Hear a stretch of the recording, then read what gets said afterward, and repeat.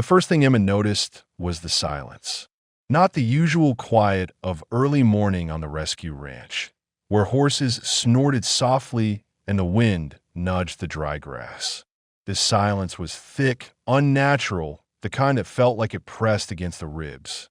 She felt it before she saw the trailer parked crookedly near the intake barn, its metal sides trembling as though something inside moved without wanting to be heard. She approached slowly, her boots crunching frost, and when she laid her hand on the door, she felt a faint vibration, like a heartbeat buried beneath layers of fear. "She hasn't moved once," one of the handlers whispered behind her. "Wouldn't even look at us." Emma didn't answer. She pulled the latch, and the moment the door groaned open, cold air spilled out along with it, cold in a way that didn't match the morning. The horse stood in the far corner, her head shoved so tightly against the wall it looked painful, like she was trying to disappear into it. A tall chestnut mare with a coat dulled by exhaustion, ribs like thin shadows under skin, and a long black mane hiding most of her face. But it wasn't her condition that made Emma inhale sharply. It was the way the mare refused to acknowledge them at all, as if people didn't exist, as if she had willed herself blind. Emma stepped inside the trailer. The mare didn't flick an ear, didn't shift her weight, didn't even tremble. She remained pressed to the wall, like a statue carved from sorrow. "We found her like this," the handler continued quietly, "near Ridgewater Road, just standing there. Wouldn't move, wouldn't respond. Sheriff said he heard something strange before they got there." Emma turned. "Strange how?" The handler swallowed. "A gunshot, and then nothing." Emma felt something cold settle in her stomach. Ridgewater Road. Abandoned houses. Stories of things that shouldn't be true, but often were. She turned back to the mare. "Hey, girl," she whispered, keeping her voice soft. "You're safe now. We're going to help you." She reached out a hand, slow and steady. The mare did not react. Emma could see the scars along the mare's neck, faint but unmistakable, the parallel marks of rope burn, the kind that came from being tied too long, too tight, too often. There were older scars too, white and healed over, tracing the mare's flank in a jagged shape like lightning frozen in time. Emma swallowed hard. She had seen rescue horses before. She had seen broken ones, angry ones, terrified ones. But she had never seen one who had simply shut the world out. They coaxed the mare from the trailer with hours of patience, moving inch by inch, giving space, offering silence rather than commands. When the mare finally stepped out, the sunlight hit her face, and for the briefest moment Emma saw her eye. Hazel, clouded, not by blindness, but by something deeper, like a soul turned inward. They led her into a quiet stall with fresh straw, warm blankets, and water, though she didn't drink. She simply moved into the far corner and pressed her head against the wooden slats, just as she had inside the trailer, as if that wall was the only thing keeping her standing. "Does she respond to anything?" Emma asked. "Voices? Touch?" The handler shook his head. "She doesn't look at anyone. It's like she's waiting for something. Or someone." Emma stayed with the mare long after the others went inside for coffee and warmth. She sat on the straw near the stall door, watching the slow rise and fall of the mare's ribs. Occasionally, the mare's body shivered, not from cold, but from something deeper, like a memory tugging her back toward a place she didn't want to return to. Emma traced a finger over the mare's intake sheet. No name, no chip, no owner, just a location, Ridgewater Road, and a note from the sheriff, found alone. Evidence of struggle. Gunshot heard at 2:14. No other survivors located. Emma looked back at the mare. Something about her didn't feel random. Horses didn't shut down like this, without a reason so powerful it hollowed them out.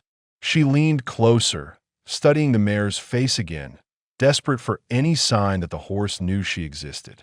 But the mare didn't lift her head. Not an inch, not a flicker, not even a breath of acknowledgement. It was as if the world outside that wall didn't matter, as if she was protecting something deep inside herself, or grieving something she refused to let go of. Hours later, When the winter sun slipped low behind the hills, Emma finally stood. Her legs ached, but her heart ached worse. She placed her hand on the stall door. "I don't know what happened to you," she whispered, "but I promise I won't give up on you. Not ever." She turned to leave, but before she stepped out of the barn, she paused. The mare's ear had twitched, barely but enough. Emma waited, breath held. The mare's ear twitched again, this time toward the far end of the barn, as though hearing something distant. Something familiar. For a split second, the mare's shoulder trembled, and she lifted her head a fraction of an inch before slamming it back against the wall as if punishing herself for reacting. Emma's heart stumbled in her chest. Someone, somewhere, had once meant something to this horse. Something powerful enough to haunt her even now. And whatever it was, Emma knew one thing with cold certainty. The story wasn't beginning today. It had begun long before the mare was found. There was a reason she refused to look at anyone. And somewhere out, night settled over the ranch in a way that made everything feel too still, as if the world had stopped breathing after the mare's arrival. Emma moved through the dim barn aisle with a lantern in hand, its soft golden glow brushing against wooden beams and catching on particles of dust that drifted like slow, tired snowflakes. She paused outside the mare's stall and pressed her palm lightly against the door, feeling the cold of the metal latch bite into her skin. The mare hadn't moved. Not since morning. Not since the strange moment when her ear had flicked toward the distant sound no one else heard. Emma leaned closer, peering through the cracks of the stall. The mare still stood in that same corner, her head pressed against the wall with such intensity that Emma feared she might injure herself. Her breaths came shallow and irregular, as if every inhale was a decision, not a reflex. "You're going to make yourself bleed, sweetheart," Emma whispered softly, though she knew the mare wouldn't turn. She lit a second lantern and placed it inside the stall at a safe distance, hoping the warm glow would soothe the horse the way it had soothed others before.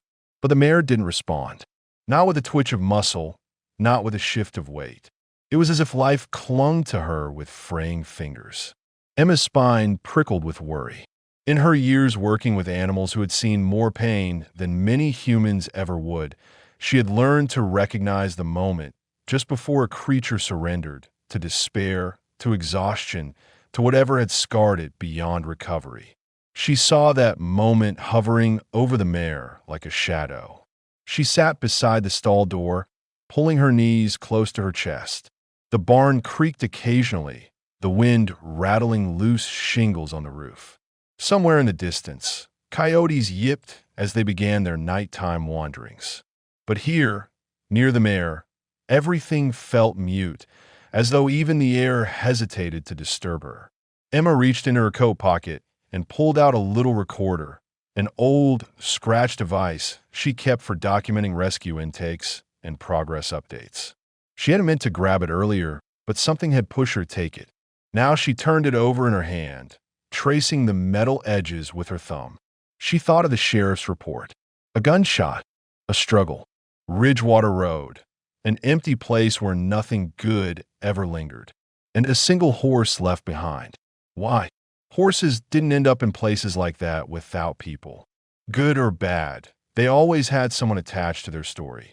Emma clicked the recorder on, hesitating for a moment before hitting play on the last saved audio, a recording she had made earlier in hopes of capturing the mare's first sounds of the ranch. But the file that played wasn't her voice. Somehow, the device had switched to an older clip without her noticing. Static cracked softly, and then a man's voice filled the barn. Not loud, not harsh, just steady, warm. "Easy, girl. It's all right. I'm right here." Emma froze. The mare reacted instantly. It was small at first, a tremble barely perceptible, like a ripple running under her skin. Then another.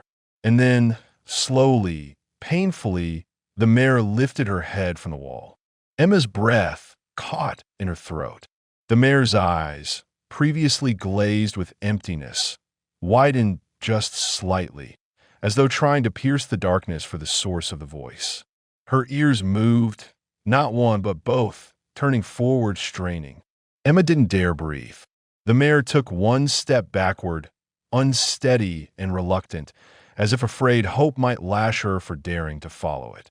But she moved. For the first time, the man's voice continued, the recording growing clearer. "That's it, sweetheart. Look at me.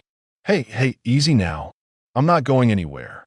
The mare lifted her head higher, nostrils flaring, her chest expanding with a breath she seemed to have forgotten how to take. Emma felt tears pool in her eyes.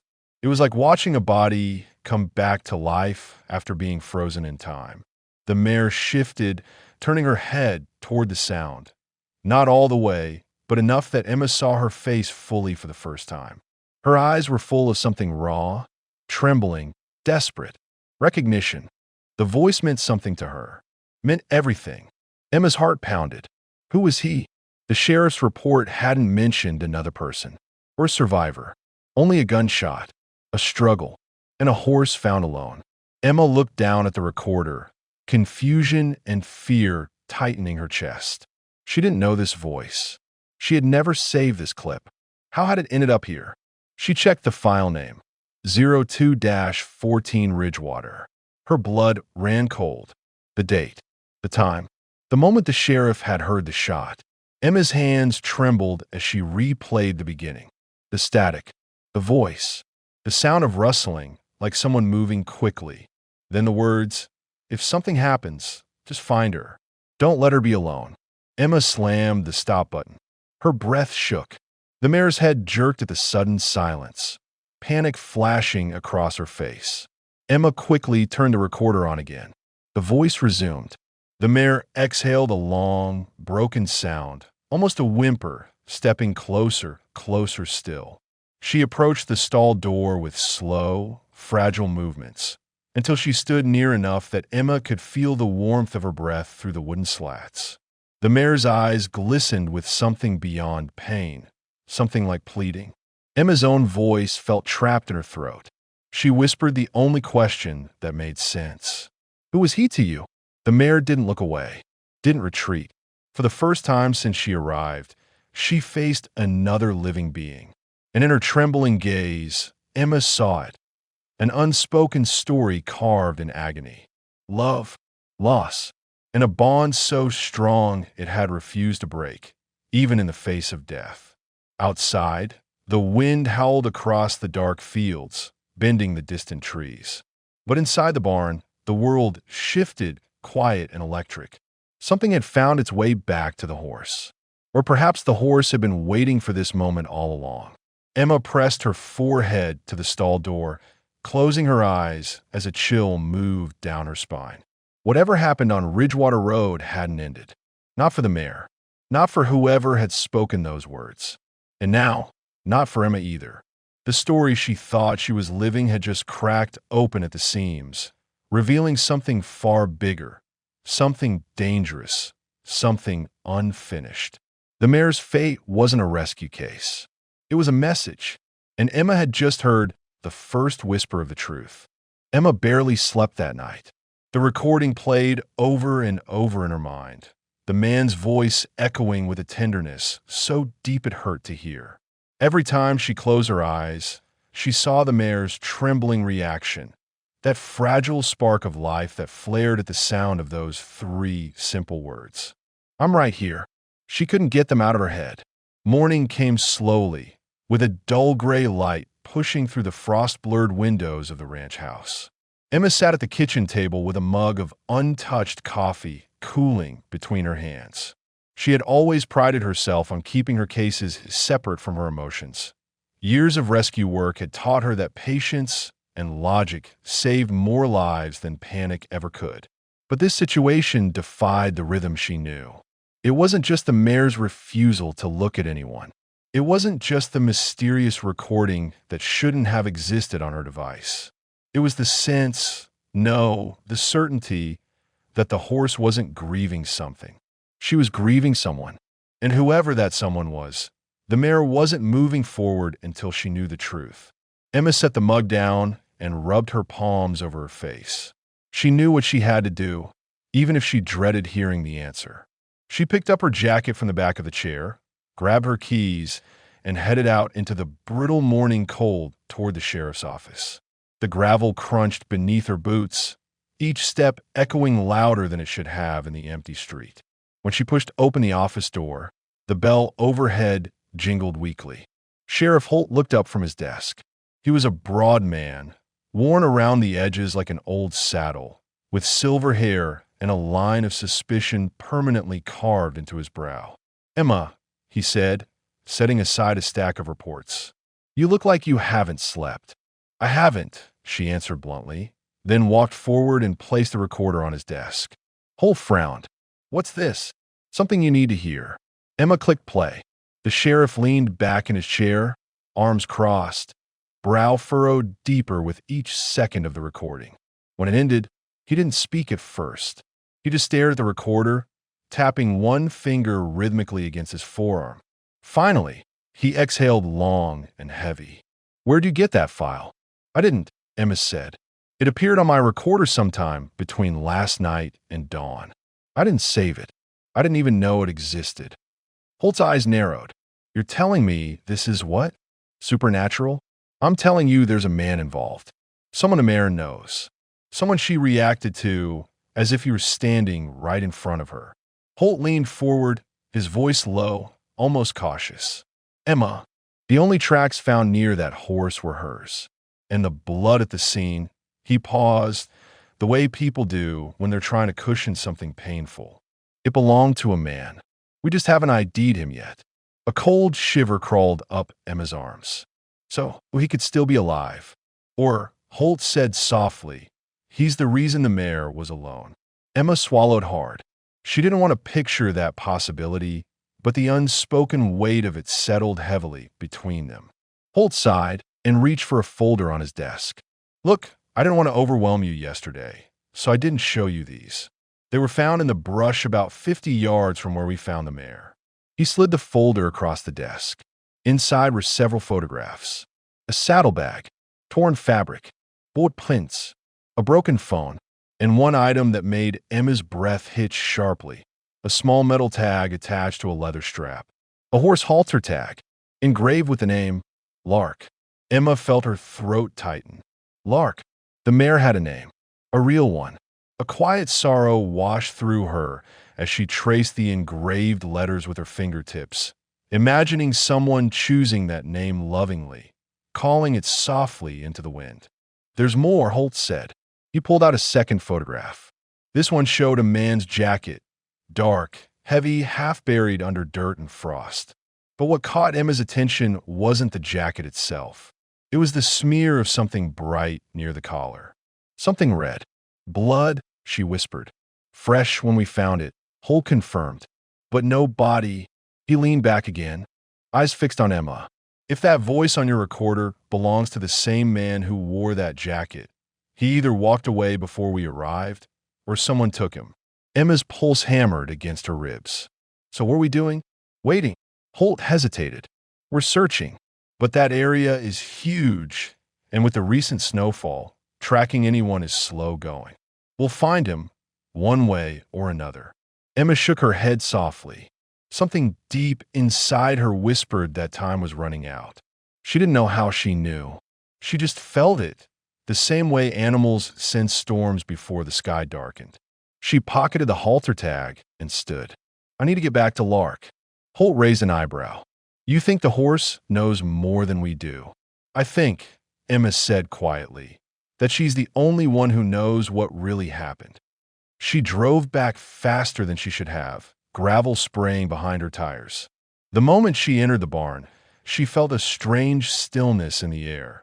Not tense, but anticipatory, like the quiet before a long-held secret finally breaks free. Lark was standing in the middle of her stall now, not pressed against the wall, not turning away. She looked up when Emma walked in.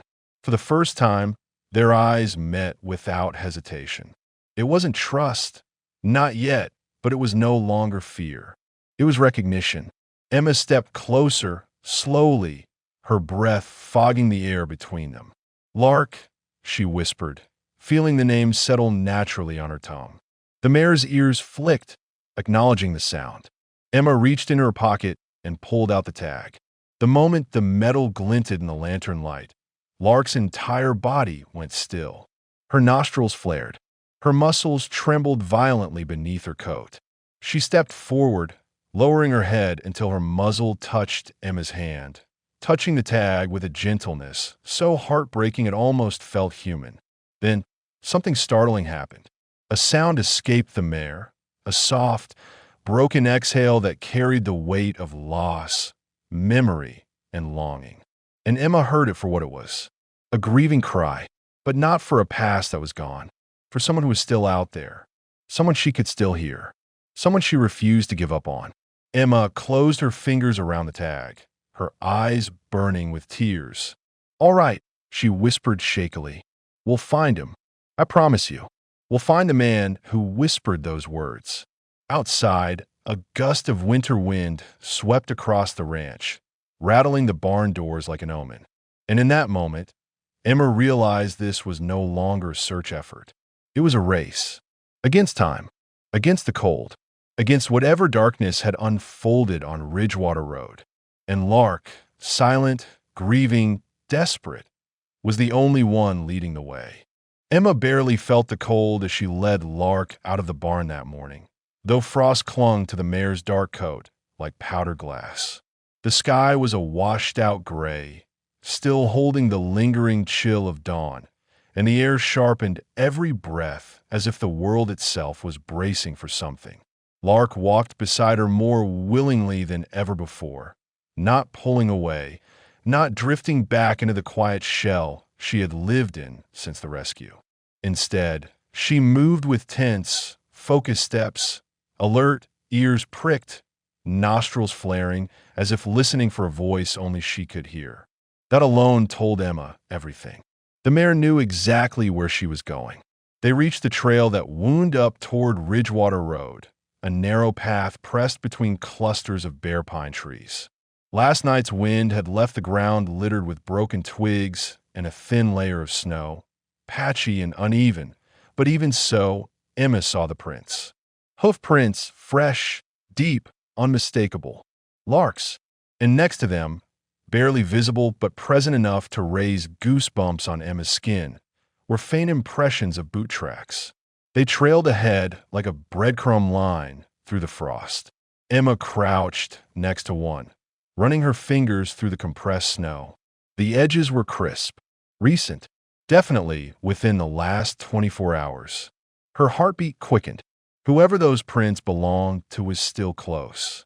Lark breathed out sharply, nudging Emma's shoulder with surprising firmness before stepping forward again, tugging gently on the lead rope. Emma rose and followed, matching her pace. The wind whispered through the trees above, carrying the scent of pine sap and distant smoke, too faint to place. They continued upward, the forest growing darker, the light thinning into narrow blue streaks between thick branches. Lark frequently paused, tilting her head as if catching a sound Emma couldn't. Once, she stopped so suddenly that Emma stumbled forward. The mare's ears twisted, her whole frame rigid. Then Emma heard it too, though faint, something like a groan carried on the wind, a low vibration more felt than heard. Her breath hitched. "Is that him?" she whispered. Lark didn't need to answer. She broke into a slow, determined walk again, leading Emma off the main trail, down a slope tangled with underbrush. Branches whipped against Emma's jacket and stung her cheeks, but she barely noticed. She was too focused on the strange heaviness filling the air, a sense of closeness, of something just beyond sight. The slope steepened until the ground opened into a narrow ravine, its walls draped with long sheets of ice.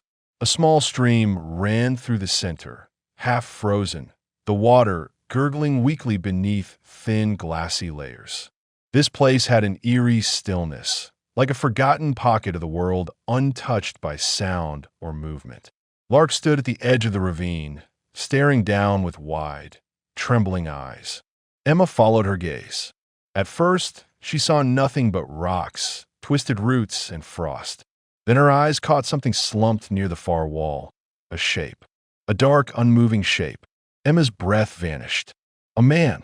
She scrambled down the icy slope, slipping once, catching herself with a scraped palm, heart pounding so violently she felt it in her throat. When she reached him, she fell to her knees. The man lay half covered by a fallen branch in snow, his jacket torn, his skin pale beneath a layer of frost. His beard was short, uneven, as if grown during days without care. His lips were cracked. His hands, curled near his chest, were stiff but not rigid, not frozen, not dead. Emma pressed her fingers against his neck, praying, and there it was. Faint, weak, but there, a pulse. She exhaled shakily, her voice cracking. "Oh, thank God you're alive." Lark descended the slope behind her, hooves breaking through the ice in sharp cracks. She approached slowly, lowering her head until her muzzle hovered near the man's shoulder. Emma watched in breathless silence as the mare closed her eyes and pressed her forehead gently against him, releasing a soft, aching whinny, the same sound she had made when she saw the halter tag. Emma's suspicions solidified into certainty. This was him, the man from the recording, the voice Lark had been waiting for, the one she refused to look away from. Emma shook his shoulder carefully. "Sir, can you hear me?" For a moment, nothing happened. Then his eyelids fluttered, revealing eyes clouded by exhaustion and pain. He stared at the horse first, not Emma, as if some instinct deeper than consciousness guided his gaze. And then, with a voice raw from cold and disuse, he whispered the very words that had ignited this entire search. "I'm right here." Lark's body shuddered with relief, pushing her muzzle into his chest, nudging him with frantic softness. Emma swallowed the lump in her throat as she took in the scene. Man and horse, both bruised by fate, both holding onto each other as if the universe hadn't nearly torn them apart. "We need to get you out of here," Emma said, already assessing his injuries. Deep cuts across his arm, a blood-soaked patch on his shoulder, bruising along his ribs, signs of dehydration. Clearly he had been here for days, surviving on nothing but sheer stubborn will. "Can you stand?" He blinked at her slowly, trying to process her words. Fell, horse slipped. Tried to pull her free, ground gave out. His breath hitched with pain. Didn't want her to. His voice cracked as he looked at Lark again. Emma nodded, piecing it together.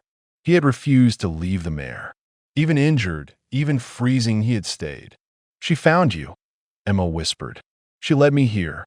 A faint smile, small, weak but real, touched his lips. Knew she would.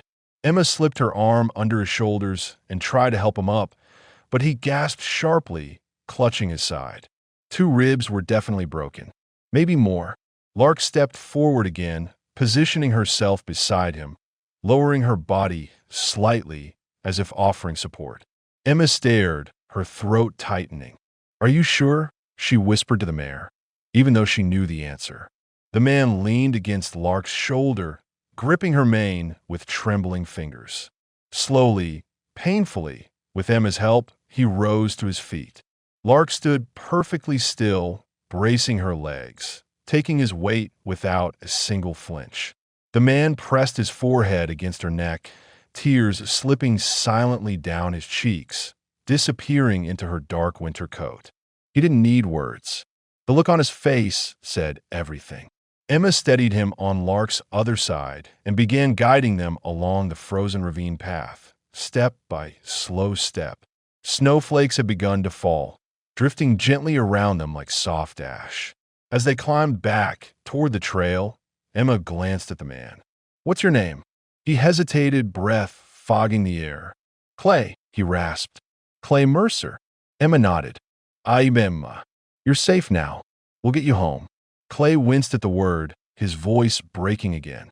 "Home is wherever she is." Lark nudged him in silent understanding. Emma felt her chest tighten. This wasn't a horse and a rider. This was a bond carved through storms and pain and loyalty so fierce it bordered on sacred. And yet something lingered at the edges of Clay's expression. Something unspoken, something that chilled Emma despite the warmth blooming in her chest. She didn't know yet what had driven him and Lark to that isolated stretch of forest, or why danger seemed woven into every clue they found. But she would soon, and when she did, she knew the story wouldn't end with a simple rescue. Because the fear in Clay's eyes wasn't for himself.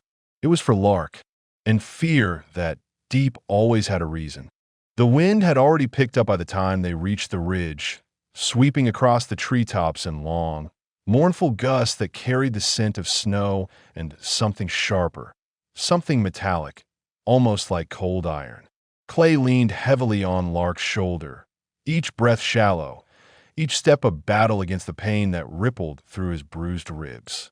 Emma supported him from the other side, keeping her movements steady, careful, grounding both of them as they climbed. She could feel the tremor in Clay's muscles every time he exhaled, and the tightness around his eyes betrayed how close he was to the edge of consciousness. Yet he didn't stop. Not once.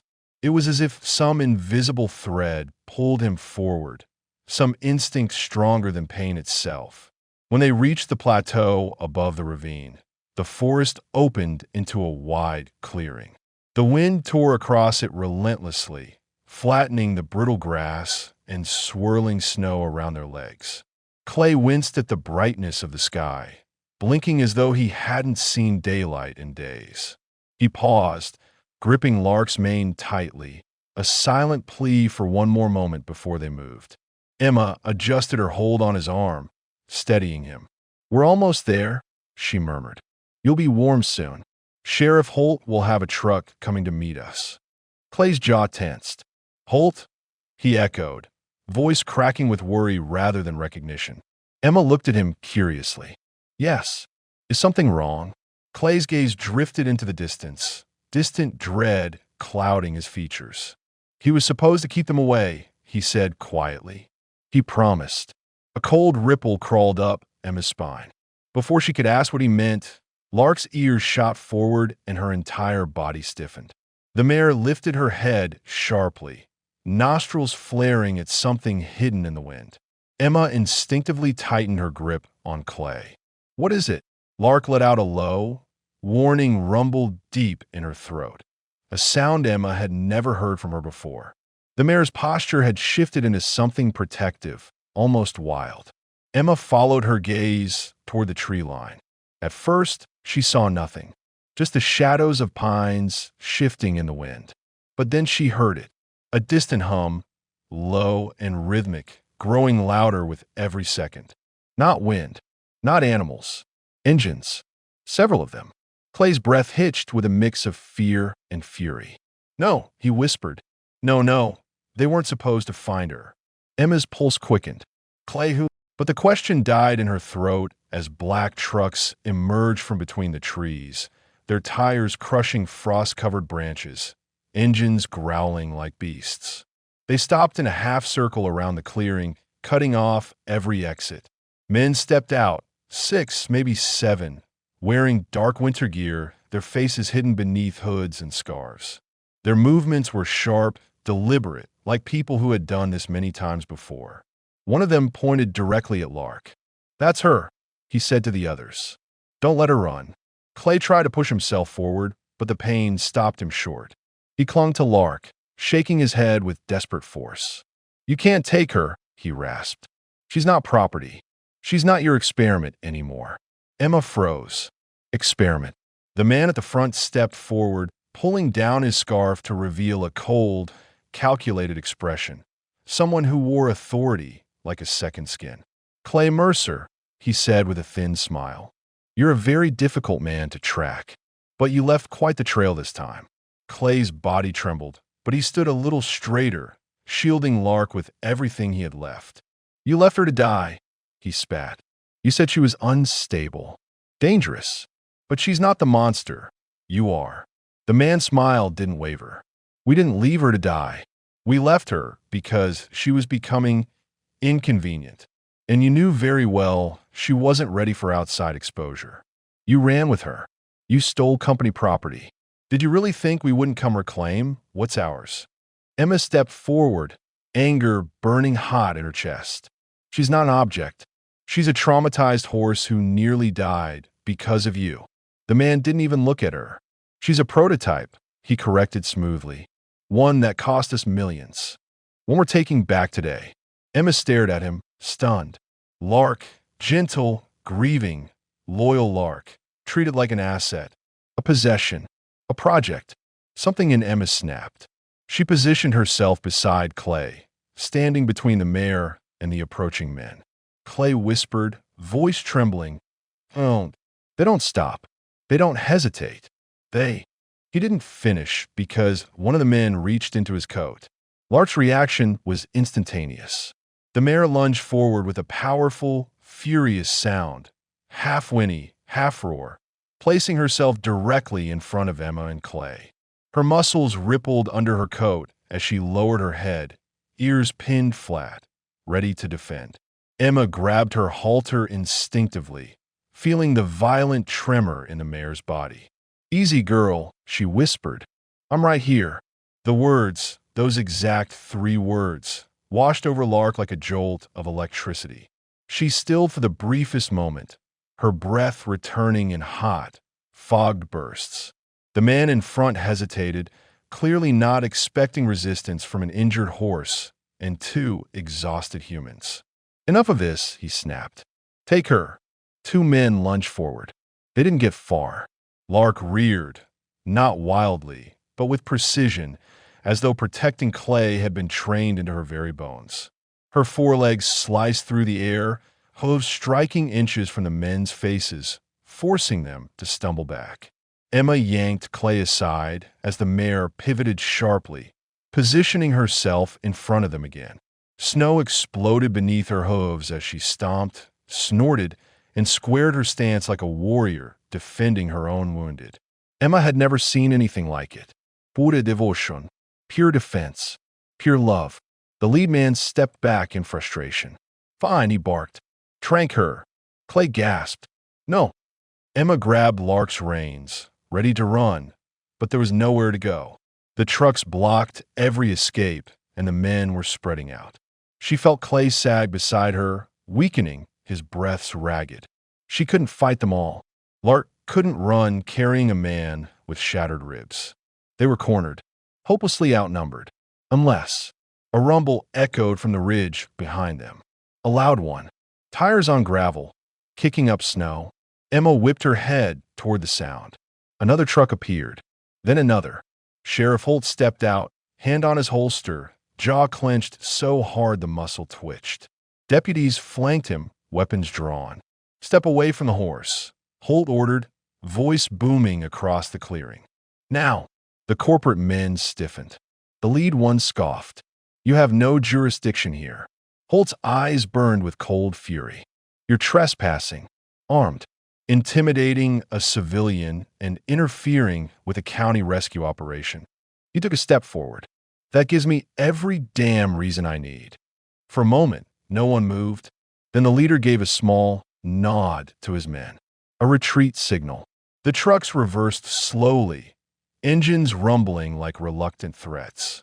Before getting in, the man gave Emma a look so sharp it felt like a blade. "This isn't over," he said. "That horse belongs to us, and we will come back." But Lark wasn't watching him. She was watching Clay. And when the trucks finally disappeared into the trees, the mare gently lowered her head, resting it against Clay's chest with trembling tenderness. Clay collapsed to his knees, burying his face in her neck. Emma knelt beside them, placing a hand on Lark's shoulder as relief overwhelmed her. Clay whispered to the mare, voice breaking, "You're safe now. I'm right here." Emma felt tears sting her eyes, because she knew those 3 words weren't magic. They were memory, history, bond. The kind of bond no amount of money, cruelty, or ownership could ever sever. In whatever story lay ahead for Clay and Lark, one truth was already carved deep into the winter air around them. She wasn't his experiment. She was his heart, and he was hers.